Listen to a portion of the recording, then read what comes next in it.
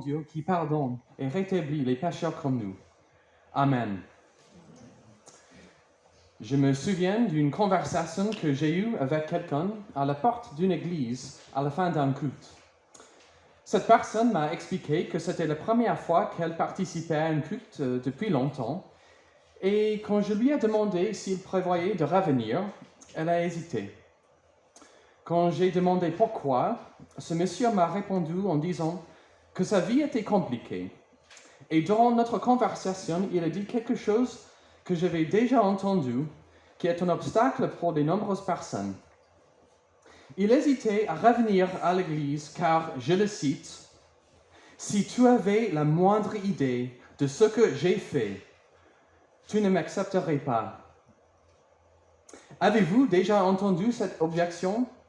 Ou peut-être vous arrive-t-il de penser que vous aimez bien notre église, mais que si les gens ici savaient vraiment ce qu'il y a dans votre passé, vous ne seriez plus le bienvenu.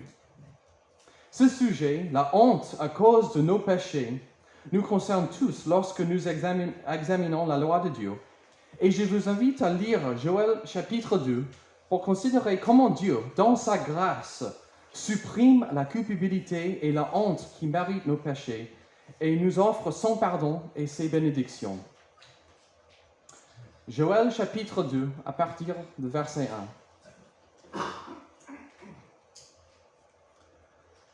Sonnez de cor en Sion, lancez la clameur sur ma montagne sainte, que tous les habitants du pays frémissent, car le jour de l'Éternel vient, car il est proche. Jour des ténèbres et d'obscurité, jour de nuées et de brouillard, il vient comme l'aurore déployée sur les montagnes. Voici un peuple nombreux et puissant, tel qu'il n'y en aura jamais eu, et qu'il n'y aura jamais dans les générations à venir. Devant lui est un feu dévorant, et derrière lui une flamme brûlante. Le pays était devant lui comme un jardin d'Éden, et derrière lui c'est un désert affreux. Rien ne lui échappe. Allez voir, on dirait des chevaux, et ils courent comme des cavaliers. On dirait un bruit de chars qui bondissent sur le sommet des montagnes. On dirait le bruit de la flamme de feu qui dévore le chaume. On dirait un peuple puissant rangé en bataille. Devant eux, les peuples tremblent, tous les visages pâlissent. Ils courent comme des héros, ils escaladent une muraille comme des gens de guerre. Chacun va son chemin. Il ne quitte pas la route. Nul ne bouscule son voisin. Chacun suit sa voie. Il se roue au travers des projectiles sans rompre les rangs. Ils fondent sur la ville, courent sur la muraille, escaladent les maisons, entrent par les fenêtres comme un voleur. Devant eux, la terre frémit. Le ciel est ébranlé. Le soleil et la lune s'obscurcissent, et les étoiles perdent leur éclat. L'Éternel donne de la voix devant son armée, car son camp est immense, et l'exécuteur de sa parole est puissant. Car le jour de l'Éternel est grand, il est très redoutable. Qui pourra le supporter? Maintenant encore, oracle de l'Éternel, revenez à moi de tout votre cœur, avec des jeûnes, avec des pleurs et des lamentations. Déchirez vos cœurs et non vos vêtements, et revenez à l'Éternel, votre Dieu. Car il fait grâce, il est compatissant, lent à la colère et riche en bienveillance, et il regrette le malheur qu'il envoie. Qui sait s'il ne reviendra pas et n'aura pas de regret, et s'il ne laissera pas derrière lui la bénédiction, des offrandes et des libations pour l'Éternel, votre Dieu. Sonnez du cor en Sion, consacrez un jeûne, proclamez une cérémonie, réunissez le peuple, formez une sainte assemblée, rassemblez les anciennes, réunissez les enfants, même les nourrissons à la mamelle, que l'époux sorte de sa chambre et l'épouse de sa tente. Contre le portique et l'autel pleurent les sacrificateurs. Ceux qui sont au service de l'Éternel et qui disent « Éternel, épargne ton peuple, ne livre pas ton héritage au déshonneur, pour qu'il soit le fable des nations. » Pourquoi dirait-on parmi les peuples « Où est leur Dieu » L'Éternel s'est ému de jalousie pour son pays. Il a eu pitié de son peuple. L'Éternel a répondu, il a dit à son peuple, « Me voici, je vous envoie le blé, le vin nouveau et l'huile, et vous en serez rassasiés, et je ne vous livrerai plus aux déshonneurs parmi les nations. J'éloignerai de vous l'ennemi du nord, je le bannirai vers une terre aride et désolée. Son avant-garde dans la mer orientale, son arrière-garde dans la mer occidentale. Et son infaction s'élèvera, sa pointeur s'élèvera, car il a fait des grandes choses. Terre, sois sans crainte, sois dans l'allégresse et réjouis-toi, car c'est l'Éternel qui a fait des grandes choses. Bêtes des champs, soyez sans crainte, car les pâturages du désert ravardissent, car les arbres portent leurs fruits, le figuier et la vigne donnent leur richesse. Et vous, fils de Sion, soyez dans l'allégresse, et réjouissez-vous en l'Éternel, votre Dieu, car il vous a donné la pluie salutaire, il a fait descendre l'averse pour vous, pluie d'automne et pluie de printemps au premier mois. Les airs se rempliront de graines, et les cuves regorgeront de vin nouveau et d'huile. Je vous restituerai les années qu'ont dévoré la sauterelle, le grillon, le criquet et la chenille, ma grande armée que j'avais envoyée contre vous. Vous mangerez, vous vous rassasierez, et vous louerez le nom de l'Éternel, votre Dieu, qui aurait fait des miracles pour vous. Et mon peuple ne serait plus jamais dans la honte. Vous reconnaîtrez que moi, je suis au milieu d'Israël, moi, l'Éternel, votre Dieu, et qu'il n'y en a point d'autre, et mon peuple ne serait plus jamais dans la honte. L'herbe sèche, la fleur tombe, mais la parole de notre Dieu subsiste éternellement. Alors que nous examinons Joël 2 ce matin, il convient de rappeler brièvement le contenu de Joël chapitre 1, car d'un point de vue thématique, les 11 premiers versets constituent la suite du chapitre 1. Dans le chapitre 1, Joël se présente en tant que prophète qui avertit le peuple d'une invasion à venir.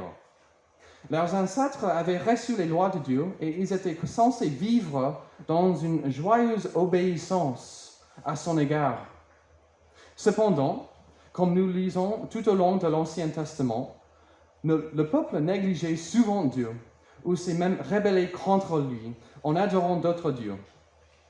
Joël 1 est un avertissement au peuple qui ignorait Dieu, qu'une armée allait venir le détruire. Et le but de Joël était de l'exhorter à se repentir de son péché, à revenir au Seigneur et à éviter l'invasion de l'ennemi. Dans la Bible, le mot « repentance » signifie demander à Dieu son pardon, changer consciemment de direction, cesser de pécher et vivre intérieurement et extérieurement dans l'obéissance à Dieu. Alors qu'en voiture, nous faisons souvent un demi-tour pour aller dans une autre direction, la repentance signifie un certain demi-tour pour s'éloigner du péché et aller vers Dieu. Bien qu'une grande partie du chapitre 1 soit remplie des menaces de jugement, il y a aussi des exhortations à se repentir. Dieu est toujours prêt à pardonner. Il était prêt à pardonner aux gens de l'époque de Joël, tout comme il est prêt à nous pardonner, à vous et à moi, aujourd'hui. Dieu ne change pas. Il est toujours prêt à pardonner.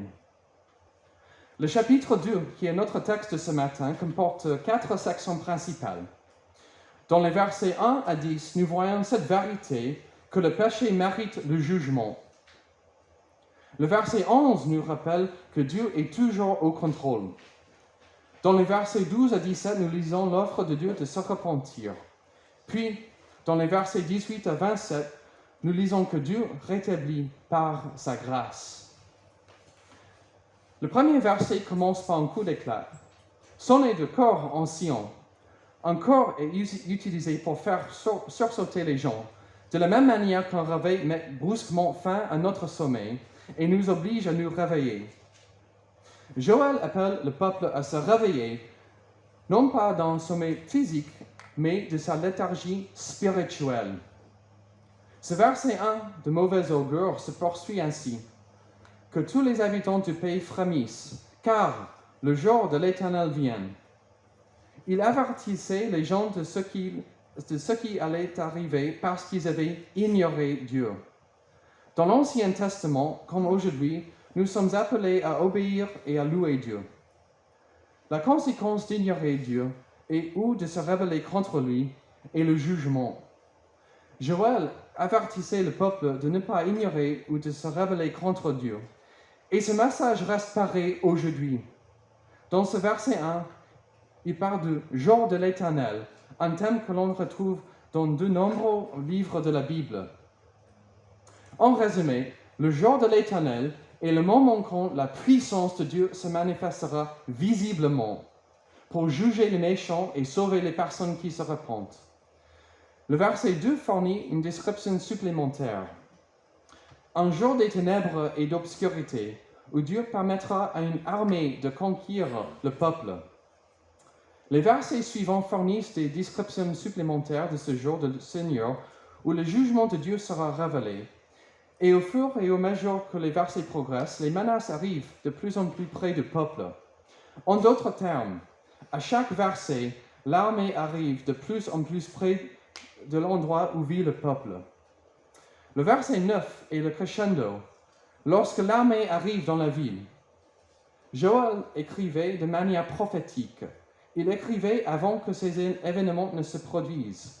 Et la vision des soldats ennemis entrant dans les maisons des gens avait pour but de les effrayer, de les avertir, de se repentir afin que cette invasion ne leur arrive pas. En d'autres termes, ces images d'invasion étaient destinées à réveiller le peuple, à l'encourager à se repentir. Pour nous aujourd'hui, ces versets nous rappellent l'importance de nous repentir. Le péché mérite le jugement et ce texte est destiné à nous rappeler l'importance de nous repentir.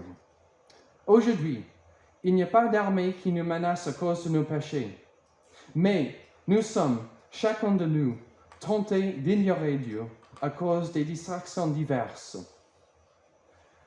Peut-être que pour vous, la distraction est le plaisir.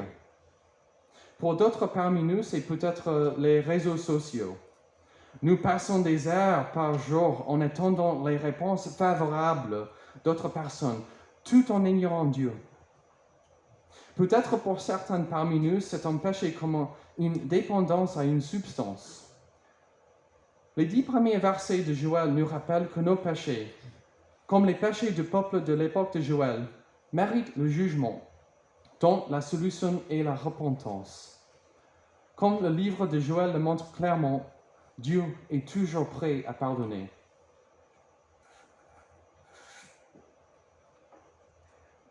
Le verset 11 constitue la deuxième section principale. Ce seul verset indique une vérité qui est si importante, même pour nous qui lisons ce texte aujourd'hui. C'est que Dieu est toujours au contrôle. Des versets 2 à 10, Joël décrit l'armée, mais, comme l'écrit un commentateur, au verset 11, le sujet change brusquement pour attirer notre attention. L'Éternel fait entendre sa voix devant son armée, car son camp est immense et celui qui exécute sa parole est puissante. Fin de citation.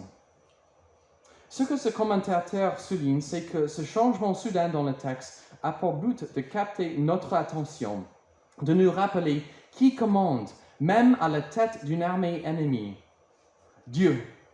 C'est Dieu qui menace de permettre à une armée d'envahir le peuple en guise de jugement pour l'avoir ignoré. Pour nous aujourd'hui, ces versets nous rappellent une vérité essentielle. Dieu est au contrôle. Au verset 11, les adjectifs possessifs le montrent clairement. Son armée, son camp, sa parole.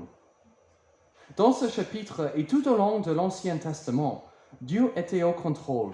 Et Dieu est toujours au contrôle aujourd'hui, dans la vie de notre Église et dans nos vies en tant qu'individus, même lorsque nous nous trouvons dans des situations qui n'ont pas de sens pour nous, même lorsque nous souffrons. Le verset 11 nous rappelle qu'en fin de compte, c'est Dieu qui a le contrôle. Il contrôle même le jugement et il démontrera son contrôle au jour du Seigneur, que Joël mentionne à nouveau à la fin du verset 11, en terminant par la question rhétorique suivante. Qui peut le supporter? La réponse inévitable est personne. Aucun d'entre nous ne le peut, mais les versets suivants expliquent que le même Dieu qui contrôle les armées pour servir de jugement est le même qui contrôle le pardon des pécheurs qui se repentent, ce qui nous amène à la troisième section de ce chapitre. Le verset 12 marque le début de la troisième section de ce passage qui nous parle de l'offre de Dieu à la repentance. Du point de vue de la structure du livre, ces versets constituent le centre littéraire et thématique. Et c'est une excellente nouvelle. Le point principal du livre de Joël est l'offre de Dieu de pardonner aux pécheurs. C'est le pardon et non le jugement ni la condamnation qui est au centre du livre de Joël. Et j'espère que cela vous encourage. Le verset 12 commence par « Maintenant encore ». Et le « maintenant » est un tournant dans le texte. Ces versets sont pleins d'espérance, nous rappelant que Dieu est toujours prêt à pardonner. Ces versets sont une invitation pour les gens, le peuple de temps de Joël et nous aujourd'hui, à se repentir. Je vous invite à relire avec moi ce glorieux verset 12. Maintenant encore, oracle de l'Éternel, revenez à moi de tout votre cœur, avec des jeûnes, avec des pleurs et des lamentations. C'est une invitation de Dieu à se repentir et à se tourner vers lui. Il était prêt à pardonner au peuple de l'époque de Joël, et il est prêt à nous pardonner, à vous et à moi. Remarquez aussi ce qui est indiqué en premier. Revenez à moi de tout votre cœur. La priorité est toujours dans toute la Bible, notre cœur. La vraie repentance, la vraie foi chrétienne concerne nos cœurs. Un autre grand chapitre de la Bible sur la repentance est le psaume 51. Le roi David a écrit ce psaume après avoir péché avec Bathsheba. Il a commencé ce psaume non pas en trouvant des excuses, mais en confessant son péché. Il a écrit « Ô Dieu, fais-moi grâce selon ta bienveillance. » David s'est tourné vers Dieu parce qu'il savait que Dieu lui pardonnerait, tout comme Joël savait que Dieu pardonnerait aux gens de son époque. Ce psaume continue. « Car tu ne prends pas plaisir au sacrifice, autrement j'en donnerai. Tu n'agrées pas d'holocauste. Les sacrifices agréables de Dieu, c'est un esprit brisé, un corps brisé et contrit, ô Dieu, tu ne le dédaignes pas. »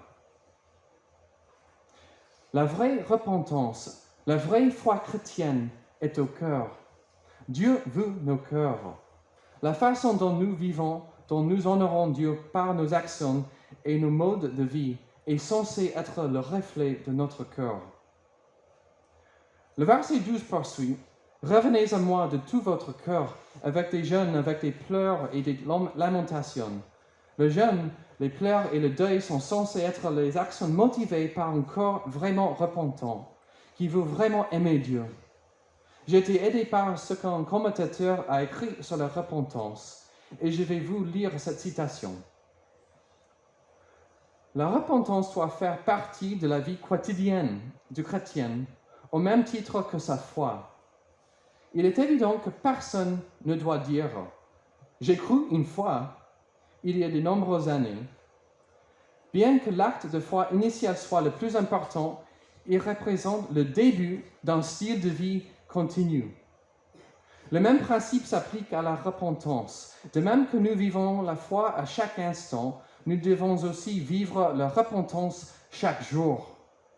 Si la foi peut être comparée à une inspiration d'oxygène frais nécessaire à une vie saine, la repentance peut être comparée à une expiration qui expulse l'air toxique de nos poumons. Aussi souvent que quelqu'un inspire, il doit aussi expirer.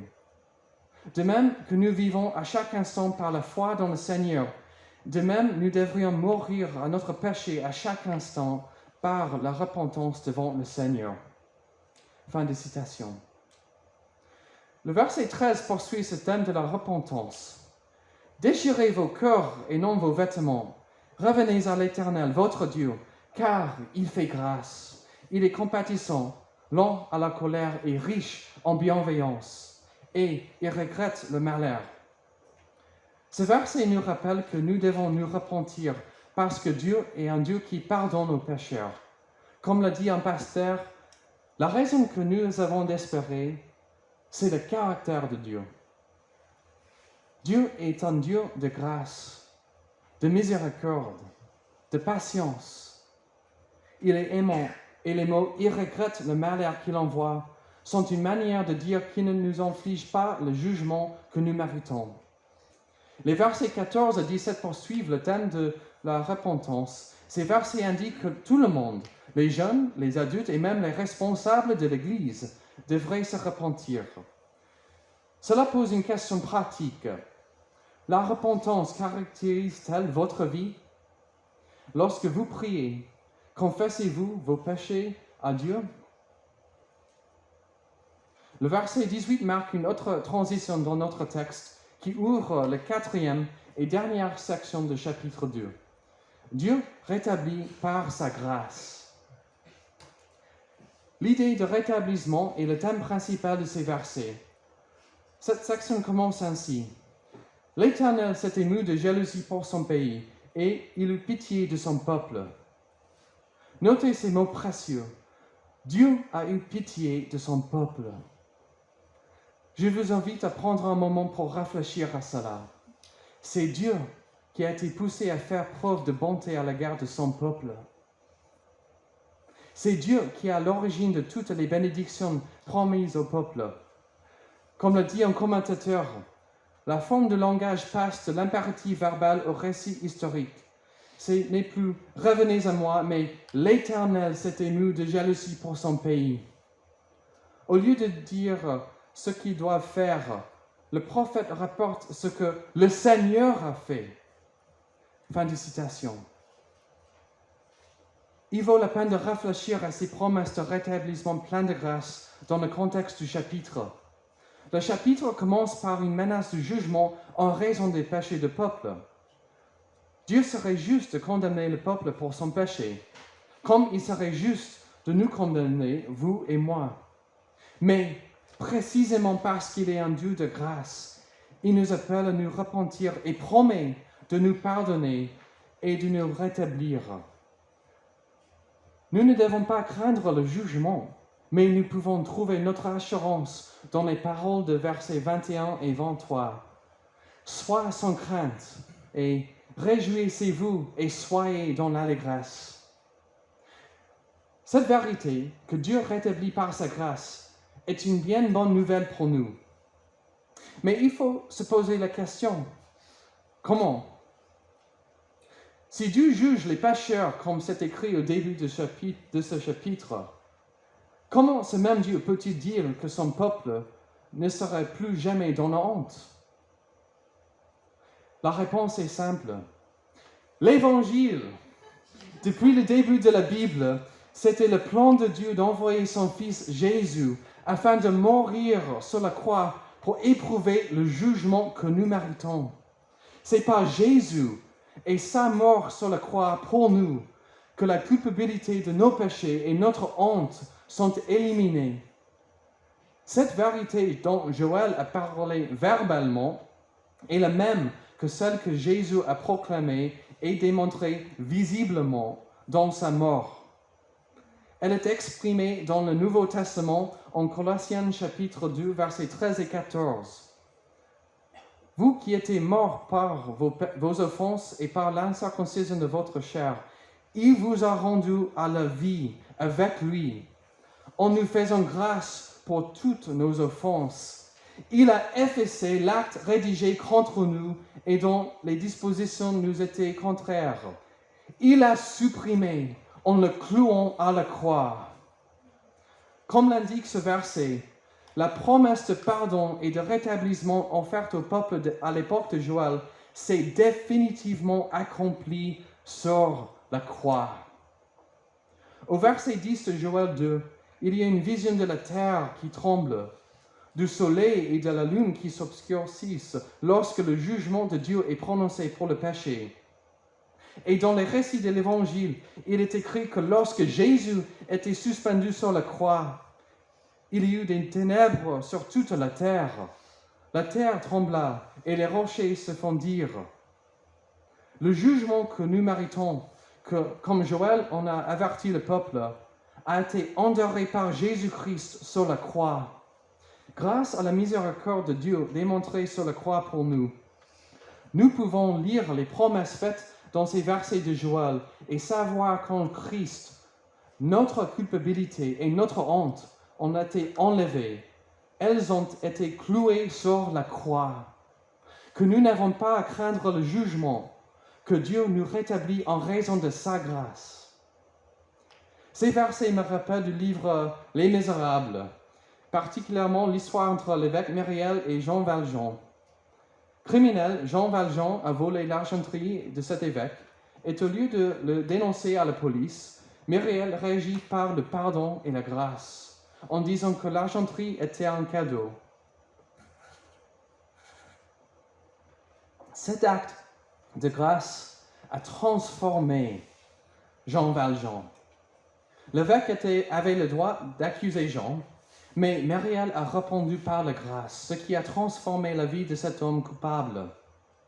Le peuple à qui Joël a écrit, comme Jean Valjean et nous aujourd'hui, avons péché. Nous méritons la honte et la punition, mais Joël 2 nous rappelle que Dieu est plein de grâce. Il est Dieu du jugement et Dieu de grâce, et sa grâce transforme nos vies. Comme je l'ai dit au commencement de cette prédication, ce thème de rétablissement mérite qu'on s'y arrête, car beaucoup de chrétiens se débattent dans la culpabilité et la honte, ne parvenant pas à intégrer dans leur vie la pleine réalité du pardon, de l'Évangile. Peut-être que certains d'entre vous pensent souvent aux péchés qu'ils ont commis dans leur passé ou qu'ils commettent toujours maintenant. Peut-être vous êtes-vous repentis de vos péchés et vous savez que sur la croix, le Christ a porté le jugement que vous méritiez et que vous êtes pardonné, mais vous vous sentez toujours coupable. Peut-être avez-vous honte de vos péchés et faites tout ce que vous pouvez pour cacher votre passé aux autres chrétiens, de peur qu'ils ne vous jugent. Si vous pensez souvent à votre culpabilité, ou si vous avez encore honte de vos péchés, je vous exhorte à lire et à appliquer ces versets de l'Écriture qui nous assurent que Dieu nous restaure. Il élimine la culpabilité et la honte dans nos vies et nous promet la paix, la joie et la satisfaction. Le verset 25 le montre clairement et je vous invite à le relire avec moi. Je vous restaurerai les années qu'ont dévoré les sauterelles, les grillons, les criquets et la chenille, ma grande armée que j'avais envoyée contre vous. Dans Joël 1, il était expliqué que Dieu avait envoyé ses jugements dans la vie des gens à cause de leurs péchés. Ce qui a été détruit et a conduit à leur misère était un jugement pour leurs péchés. Et c'était aussi un avertissement qu'un jugement plus grand était à venir s'ils ne se repentaient pas. Mais ce que nous lisons ici au verset 25, c'est que Dieu restituera au peuple tout ce qu'il a perdu à cause du jugement pour son péché. Et n'oublions pas qui fera cela. Dieu. Nous voyons ici la grâce de Dieu, non pas à cause de ce que le peuple a fait, mais précisément parce qu'il y a un Dieu de grâce. Cette vérité biblique est bien expliquée dans le cantique que nous avons chanté avant cette prédication, devant le trône. Les paroles sont « Quand Satan me fait douter, vient me tenter et m'accuser, je lève les yeux vers celui qui a donné pour moi sa vie. Mon sauveur était innocent, sa mort me rend la liberté. Oui, Dieu le juste est satisfait et il pardonne mon péché. » Comme l'indique ce cantique, Nous luttons contre la tentation de nous faire douter à cause de notre culpabilité. Mais ce cantique nous rappelle la vérité du pardon de Dieu. Nous devrions lever nos yeux vers Jésus qui a donné pour nous sa vie. Sa mort me rend la liberté. Liberté. Nous sommes libérés des conséquences de nos péchés grâce à la croix sur laquelle Jésus est mort pour nous. Jésus a payé le prix pour nos péchés, donc nous n'avons plus raison d'avoir honte. Il nous rend la liberté. Au verset 26 et 27, il est écrit à 2 reprises que « Mon peuple ne sera plus jamais dans la honte ». Nous pouvons dire les mots des versets 26 et 27 comme étant les nôtres. Nous mangerons et nous serons rassasiés, et nous louerons le nom de l'Éternel, notre Dieu, qui a fait des miracles pour nous. Et nous ne serons jamais dans la honte, parce que Dieu est au milieu de nous, parce qu'il est le Seigneur, notre Dieu. Comment devons-nous répondre à ce texte? Je vous encourage encore une fois à considérer les 2 transitions déjà mentionnées. Le verset 11 termine la section sur l'avertissement au peuple des conséquences de son péché en demandant qui peut supporter le jugement de Dieu. Puis, le verset suivant commence avec l'offre pleine de grâce de Dieu de revenir à lui de tout notre cœur. De même, le verset 17 termine la 3e section par un appel à la repentance. Et le verset 18 est une transition soudaine indiquant que l'Éternel s'est ému de jalousie pour son pays et il eut pitié de son peuple. La question qui se pose à nous est simplement de savoir pourquoi Dieu a-t-il proposé de pardonner au peuple? Pourquoi l'Éternel a-t-il eu pitié de son peuple? Considérons le texte. Qu'a fait le peuple pour mériter le pardon de Dieu, pour mériter sa pitié? La réponse est rien. Le peuple n'a rien fait pour mériter l'amour et le pardon de Dieu. Dieu offre de nous pardonner. Il est ému de pitié et nous promet des bénédictions seulement parce qu'il est un Dieu d'amour et de pardon. Il n'y a pas d'autre explication. La grâce est la seule raison pour laquelle Dieu nous pardonne, a pitié de pécheurs comme nous et nous promet sa bénédiction. Une dernière question. Comment devons-nous réagir?